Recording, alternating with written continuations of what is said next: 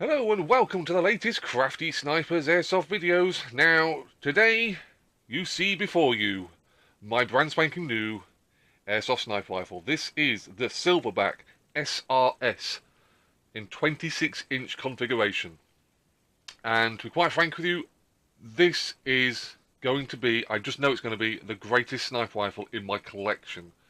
For the last 10 months now, I've been asking myself, is there a sniper rifle out there that is better than the Tokyo Marui VSR when they're upgraded? Now, I tried the Aries Striker, and it has good points, it has bad points.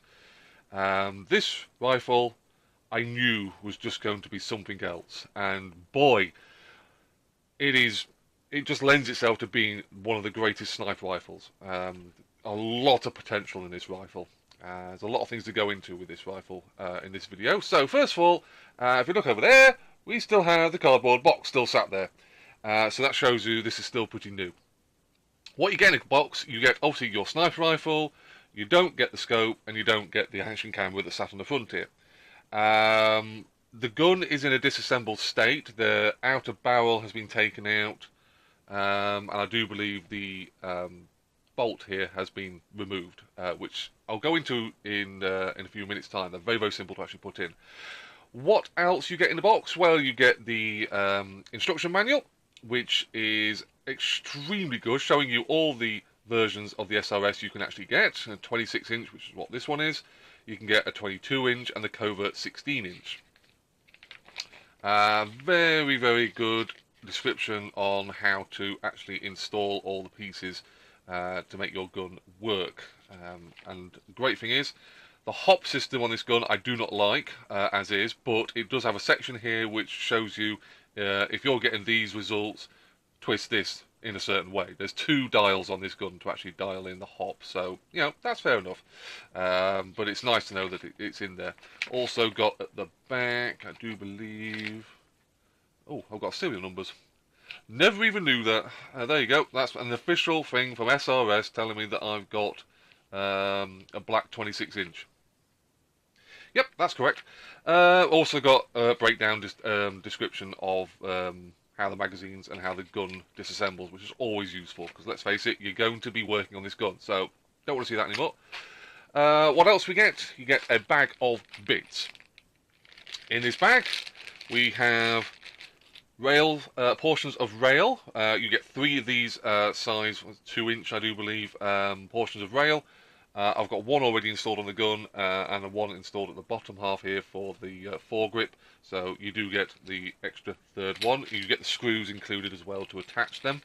You get the Allen keys to disassemble the gun, so they're already included with the gun. You also get an O-ring. Now this O-ring confused me because it's not in the instruction manual and you have no idea where this thing goes. I had to go to speak to some people who already have SRSs and confirm that this is an actual extra O-ring. So you don't need this from the start. What else you'll also get? Some Silverback Gorilla Snot.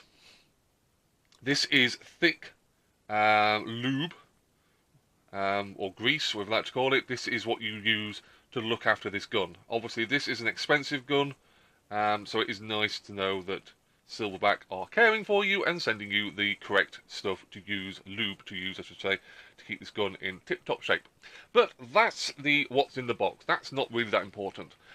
Where do we start with? Externals. This gun feels like the real thing. It is rock solid. It's extremely heavy for a sniper rifle.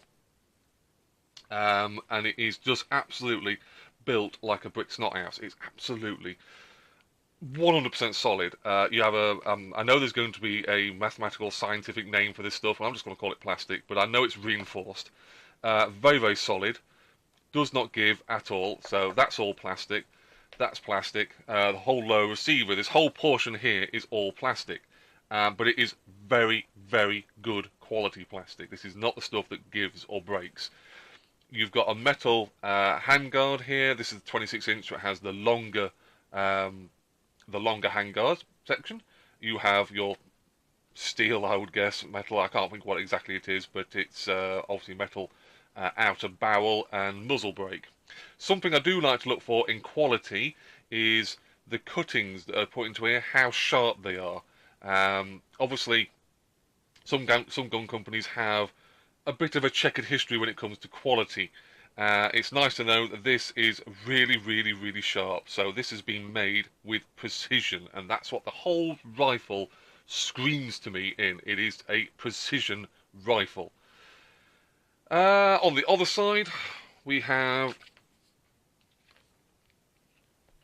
It's quite hard to do this because the bolt's going to be in the way, but again, same kind of stuff. All plastic, all metal. You've got a little warning sticker here. Now, I do believe SRS, I do believe Silverback released the Sportline version of this rifle, which comes in, I believe, the 22. Don't quote me on that, but I don't think it's a 26-inch like this one. Basically, the difference between a Sportline and this is the actual markings. This gun, SRS, get it right, Silverback even, went to Desert Tech, who actually make the real steel version, to get the licensing all sorted for this gun. And I don't know whether my camera's going to actually pick this up, but that is Desert Tech licensed, West Valley City.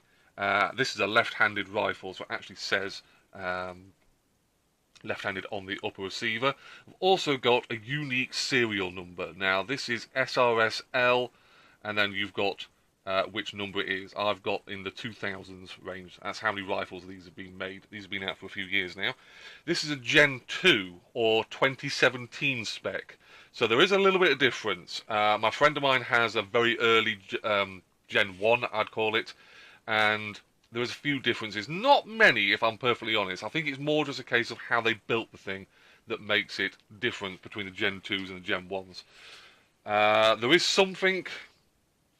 that I do know this rifle has, a Gen 2 has, that the Gen 1 doesn't, and that's this trigger here can actually slide up and down to get an adjustable point. I don't believe the Gen 1s can do that. At least that's what I've been told anyway, so please correct me if you've got a Gen 1 version of this rifle and it can do that. Onto the internals of this rifle. I'm going to do a video on how to actually change the springs and do all the maintenance on this rifle. That'll be in the future. But what has impressed me with this rifle is how easy it is to change the power output on this gun. So changing the spring. In fact, changing anything that's in the cylinder. It takes 30 seconds to do a complete change of this rifle. On its spring, its piston, its spring guide, things of that nature. It's literally just popping the buttstock off, sliding this all the way out, and basically swapping the bits over. That is dead simple. Like I say, I will do a video in the future showing that. Same with if you want to change the outer barrel. Obviously, the hop chamber and the inner barrel is inside this outer barrel. You may think it's a bit of a sod to try and change.